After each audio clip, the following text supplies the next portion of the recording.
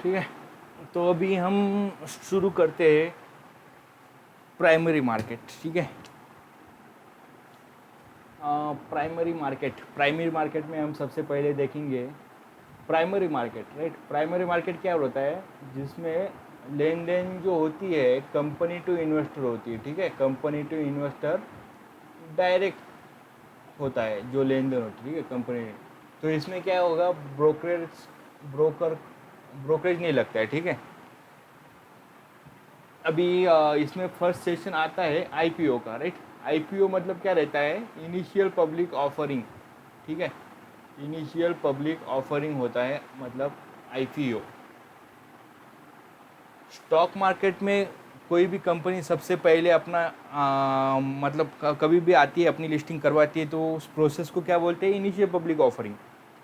IPO के ज़रिए company क्या करती है, मार्केट में मार्केट से पैसा उठाती है, मतलब अपने कुछ हिस्सा कंपनी का बेचती है, 20% 30% जो भी है, थोड़ा हिस्सा बेचती है। उसके बदले में क्या लोगों को शेयर्स मिलते हैं और कंपनी को पैसा मिलता है। ठीक है, तो जो भी कंपनी फर्स्ट टाइम मार्केट में आ रही है उससे क्या बोलते हैं, आईपीओ। और अगर कोई कंपनी मार्केट में ही है लेकिन उसको अपने बिजनेस एक्सपांशन के लिए पैसा चाहिए या पैसा रेज करना है, तो उससे क्या बोलते हैं, वो एफपीओ के थ्रू पैसा फिर से जुटा सकती है। उसको क्या बोलते हैं, फॉलो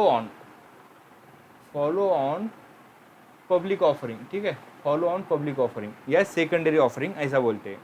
ठीक है, तो ये सबसे पहले बार कंपनी मार्केट में आती है स्टॉक मार्केट में, तो आईपीओ बोलते हैं। और एग्जिस्टिंग कंपनी के लिए पैसा जुटाने के लिए प्रोसेस को क्या बोलते हैं, फॉलो ऑन पब्लिक ऑफरिंग। ठीक है, इतना क्लियर है। तो ये आईपीओ का प्रोसेस एकदम सिंपल रहता है। देखो, आईपीओ के लिए लिमिट क्या रखी है, देखो 15,000 से 2 लाख की। देखो, एक लॉट आपको 15,000 में मिल जाएगा। ये लिमिट क्यों रखी है, ये रिटेल ट्रेडर के लिए लिमिट रखी है, रिटेल इंडिविजुअल के लिए, रिटेल के लिए क्यों रखी है। अगर जैसे कोई बड़ा आदमी रहा, अंबानी जैसा, आईपीओ का साइज़ रहता है कितने, कभी कोई 150 करोड़ का रहता है, कोई 15,000 करोड़ का रहता है। और अंबानी के पास कितनी प्रॉपर्टी है, बहुत बड़ी है, ठीक है, बहुत ज़्यादा है, तो पूरा का पूरा आईपीओ खरीद सकता है। तो ऐसा ना हो, आईपीओ सबको मिल सके, हर कोई इसमें पार्टिसिपेट कर सके, छोटे से छोटा आदमी मतलब सामान्य नागरिक से बड़ा इन्वेस्टर पार्टिसिपेट कर सके, इसलिए इसमें लिमिट रखी है। हर एक इंडिविजुअल मतलब एक पैन कार्ड पे सिर्फ आपको मैक्सिमम 2 लाख लगा सकते हो। और 15,000 मतलब क्यों रखा है, क्योंकि हर एक कोई सामान्य आदमी भी ले सके, 15,000 में मतलब कोई भी ले सकता है। राइट, तो हर कोई पार्टिसिपेट कर सके, इसलिए इसको यहाँ तक नीचे लाया है। 15,000 में आपको एक लॉट मिल जाएगा, मतलब 13.5, मतलब 13.5 से 15 जो कुछ भी प्राइस रखेगा, मतलब 15,000 के अंदर तो एक लॉट आपको आ जाएगा। और मैक्सिमम 2 लाख में जितने लॉट बेच सकते हो वो उतना आप ले सकते हो। ठीक है, तो ये लिमिट है।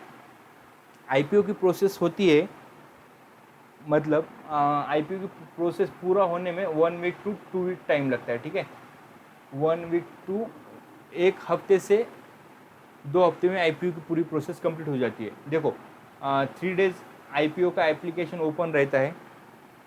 ठीक है, 3 वर्किंग डेज। एलआईसी का 5 दिन था। ठीक है, सैटरडे संडे भी था, क्योंकि वो स्पेशल आईपीओ था इसकी वजह से। ठीक है, वो मतलब स्पेशल टाइप का ही था, पॉलिसी होल्डर के लिए अलग अप्लाई करना था, मतलब वो स्पेशल टाइप का आईपीओ था। जो मैक्सिमम आईपीओ होते हैं वो 3 डेज ओपन रहते हैं मार्केट में।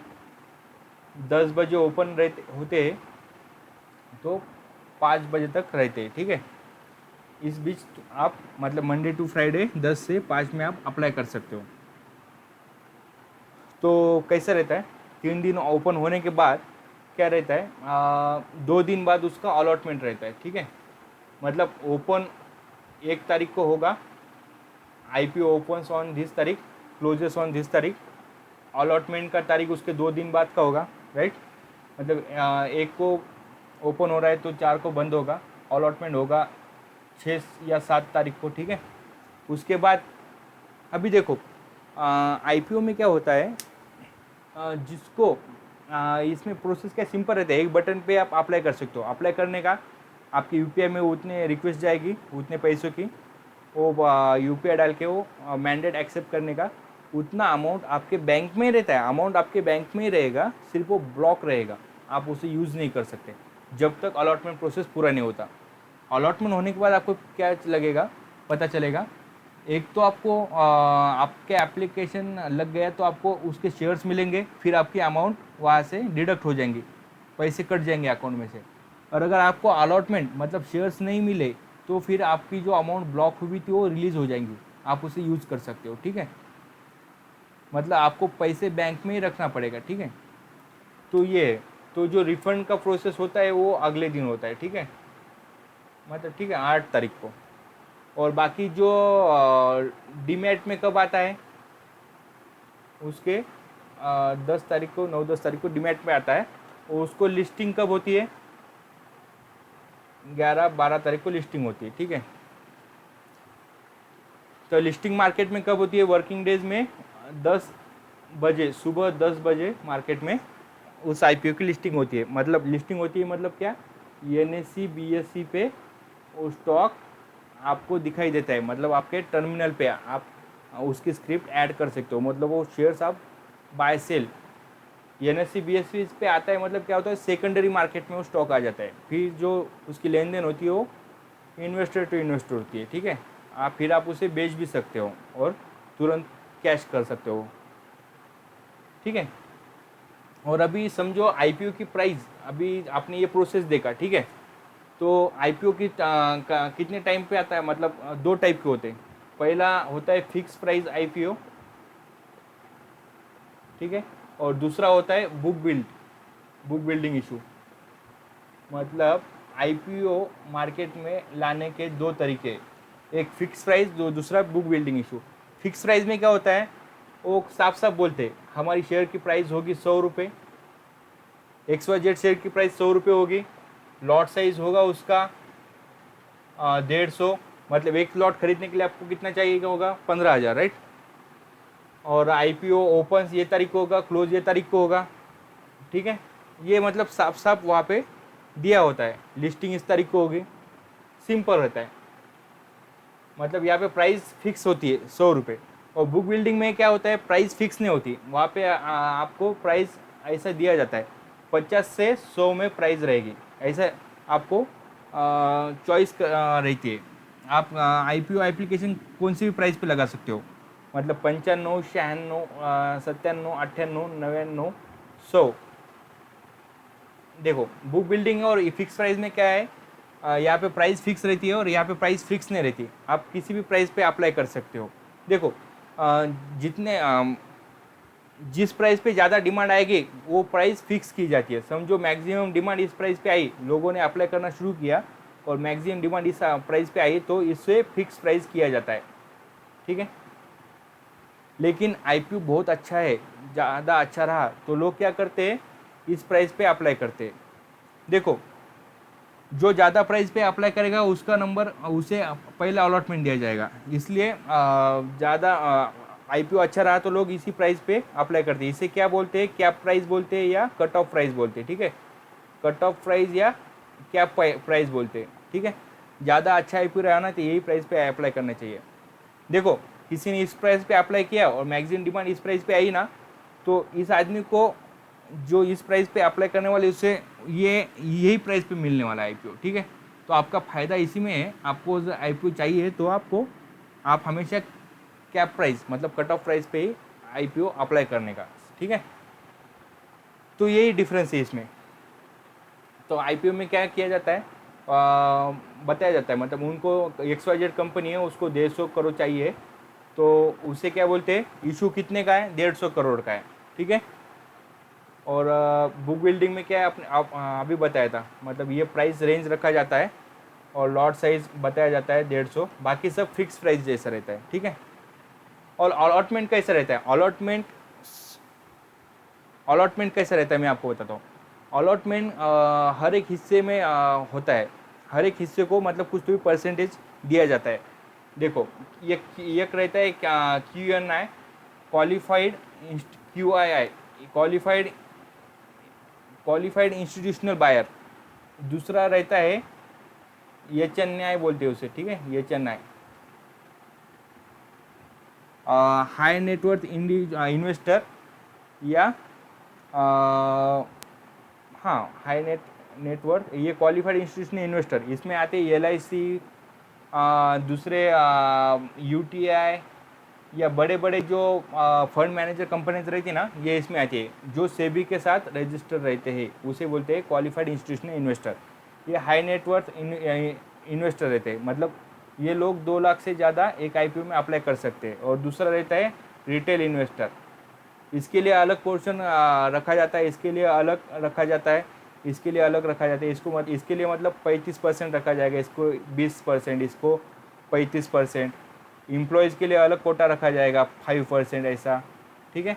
जैसे LIC में पॉलिसी होल्डर के लिए अलग मतलब रिजर्व रखा था कोटा, ठीक है। तो ऐसे हर एक कोटे में का अलॉटमेंट अलग अलग होता है, ठीक है। और हर एक का सब्सक्रिप्शन भी अलग अलग अलग रहता है, ठीक है।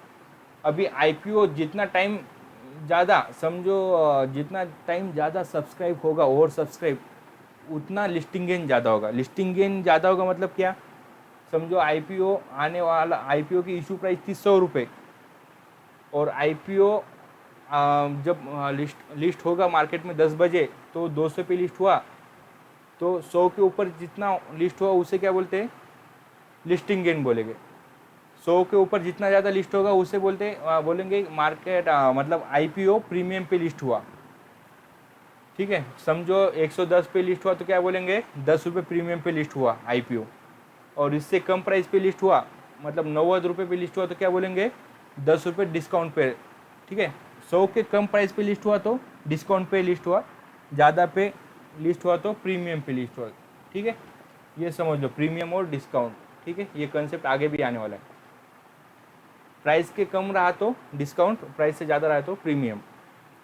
ये किस पे डिपेंड रहता है, ओवर सब्सक्रिप्शन पे, और IPO की क्वालिटी क्या है, ठीक है। मैक्सिमम ओवर सब्सक्रिप्शन पे। आपको एक ट्रिक बताता हूँ, आप क्या करो, IPO 3 दिन ओपन रहता है, राइट। पहले दिन अप्लाई मत करो, पहले दिन देखो ओवर सब्सक्रिप्शन कितना रहता है, दूसरे दिन भी देखो ओवर सब्सक्रिप्शन कितना रहता है, और तीसरे दिन दोपहर को अप्लाई करना।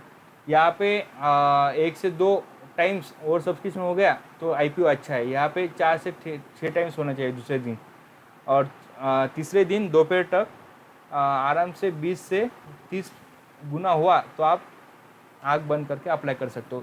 यहाँ पे आपको लिस्टिंग गेन अच्छा मिल जाएगा, क्योंकि ये IPO मतलब 50 से 150, 100, 200 गुना भी ओवर सब्सक्राइब हो सकता है। इतना गुना ओवर सब्सक्राइब हुआ मतलब आपको लिस्टिंग गेन डबल भी मिल सकता है। जैसे कि सिगाची में 3 टाइम हुआ था, मतलब इसकी इशू प्राइस से 3 गुना ज़्यादा पे लिस्ट हुआ था। तो ठीक है, इस वीडियो में हमने क्या देखा है, IPO की प्रोसेस देखी, ठीक है, प्राइमरी मार्केट की IPO की प्रोसेस। आगे की वीडियो में हम प्राइमरी मार्केट के बाकी के सेक्शन देख लेंगे। यहाँ पे वीडियो में एंड करता हूँ।